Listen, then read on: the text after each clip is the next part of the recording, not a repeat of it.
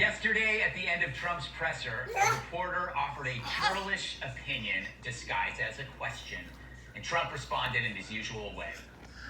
Why is this a global competition to you if everyday Americans are still losing their lives and we're still seeing more cases every day? Well, they're losing their lives everywhere in the world, and maybe that's a question you should ask China. Don't ask me, ask China that question, okay? When you ask them that question, you may get a very unusual answer. Yes, behind you, please. What, sir, why are you saying that to me specifically? I'm telling you, I'm not saying it specifically to anybody. I'm saying it to anybody that would ask a nasty question. That's not a nasty Please question. go ahead. Of course. How did the media see it? It is racist to look at an Asian American White House correspondent and say, ask China. This isn't happening in a vacuum.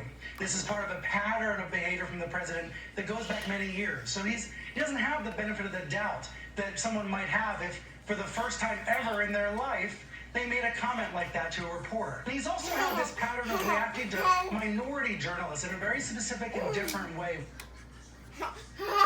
Oddly, Stelter's right. There is a pattern of behavior, but it makes his argument hideously laughable. Here's the pattern of behavior, you sputtering chucklehead. There's nobody ever been tougher on China than me. Our relationship with China was good until they did this. All I can say is wherever it came from China. They didn't report what was happening inside of China. No, I'm not happy with China.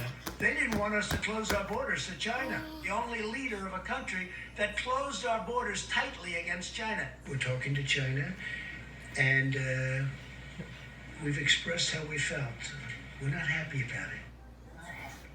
It's amazing we'd have to do a montage of Trump mentioning China over and over to anyone.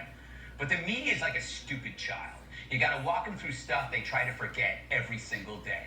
Fact is, Trump's been calling out China more often than Brian calls out for Chinese. And Trump was doing it when every moron with a microphone was obsessed with Russia, especially BS's own network. It was an outfit that watches and waits for its biases to be confirmed. You want to know how it works? Here's an analogy. Bob swears at everyone. Then he swears at someone who's not white. CNN says, see, Bob's racist. Their grift, ignore the colorblind behavior and selectively pick an instance that builds a smear. It's what a broken media does. Their crumbling psyche prompts it to see things they wish were there. This is called fiction. A never-ending profit model of conflict and bitterness that requires smearing people, which relies solely on mind reading. That when Trump says China, they can tell it's racist, yet there's no evidence, they just know, because they hope it is. But this isn't just about Trump. Calling him racist is the media's gateway drug to calling you the same thing. Right, Joy? He is a racist. He throws red meat to his base on a regular basis, and anybody who still supports this guy needs to look in the mirror and ask themselves if they are racist also. That's all I have to say about him. I've had enough of him. Feelings mutual, you bag of lawn clippings.